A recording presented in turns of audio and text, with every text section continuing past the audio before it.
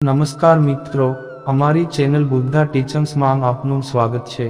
જો તમે હજુ સુધી અમારી ચેનલને સબસ્ક્રાઇબ નથી કર્યું તો હમણાં જ કરી લો, કારણ કે અમે તમારા બધા માટે આવા માહિતીપ્રદ વિડીયો લઈને આવ્યા છીએ કે તેમનામાં કોઈ ઉદાસી નથી, અને તેથી જ જ્યારે આપણે કોઈ વસ્તુની પાછળ દોડતા હોઈએ છીએ, જ્યારે આપણે કંઈક પ્રાપ્ત કરવા માંગીએ છીએ, ત્યારે તે પ્રાપ્ત કર્યા પછી આપણે એક ક્ષણ માટે આનંદ અનુભવીએ છીએ, પણ પાછળથી આપણને એનો ખ્યાલ આવતો નથી।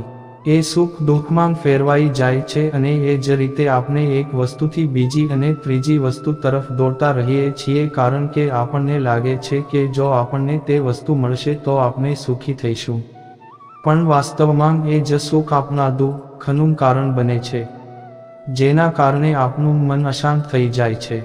અમે તે વસ્તુ હાંસલ કરવા માટે વિવિધ પગલાં લઈએ છીએ, પરંતુ તેનાથી આપણને કોઈ ફાયદો થતો નથી, જેના કારણે આપણું મન વધુ અશાંત થવા લાગે છે, અને આ બેચેની ધીરે ધીરે ચિંતાનું સ્વરૂપ લઈ લે છે, અને આપણું મન સંપૂર્ણ રીતે અસ્વસ્થ થઈ જાય છે। અમને કંઈ ગમતું નથી, જાણો કે આપણે જે માંગ્યું હતું તે ઉલટું થઈ રહ્યું છે, બધું આપણી વિરુદ્ધ થઈ રહ્યું છે, અને પછી આપણે આપણા મનને શાંત કરવા માટે ધ્યાન કરવાનું શરૂ કરીએ છીએ, કારણ કે તેમનો બમર છે જે આપણને જ્ઞાન તરફ દોરી જાય છે। તે અમને કહે છે કે કોઈ પણ વસ્તુમાં સુખ નથી, તે કહે છે કે દુઃખ અને સુખ એ આપણા મનનો ભ્રમ છે। આ આપણા મનનો ભ્રમ છે। આજના સમયનો પ્રવાહ એવો છે કે હસ્તમૈથુન અને વાસનાએ છોકરીઓના મન પર કબજો જમાવી લીધો છે। સતત ખોટી તસવીરો જોવી, ખોટી કંપની રાખવી, ખોટા વિચારો રાખવાથી, ખોટા પ્રકારના સંબંધો માટે પ્રતીતિ થવી કે ખોટા પ્રકારના સંબંધો બાંધવાથી વ્યક્તિ આ બધી બાબતોમાં સતત વ્યસ્ત રહે છે, અને આમાં જ તમામ ખુશીઓ આપે છે।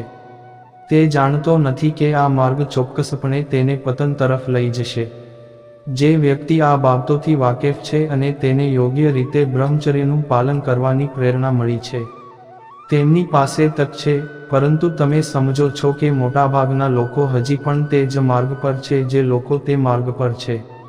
થોડા સમય પછી તે ખૂબ થઈ જશે અને તમને લાગશે કે આ રસ્તો સાચો નથી, પરંતુ ત્યાં સુધીમાં તેણે ઘણું નુકસાન કરી લીધું હશે। જે વ્યક્તિ આજે સજાગ છે તેને પણ નુકસાન થયું છે, તેથી તેના મનમાં કેટલાક પ્રશ્નો આવે છે। પહેલો પ્રશ્ન એ ઊભો થાય છે કે બ્રહ્મચર્યને લીધે જે નુકસાન થયું છે તેની ભરપાઈ થઈ શકશે કે કેમ? પ્રશ્ન એ ઊભો થાય છે કે કેટલા સમયમાં તેની ભરપાઈ થઈ શકે? કેવા પ્રકારના ફાયદા જોઈ શકાય છે?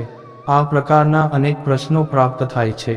આજે આપણે આ માર્ગદર્શન દ્વારા આ વિષયોને સમજવાના છીએ।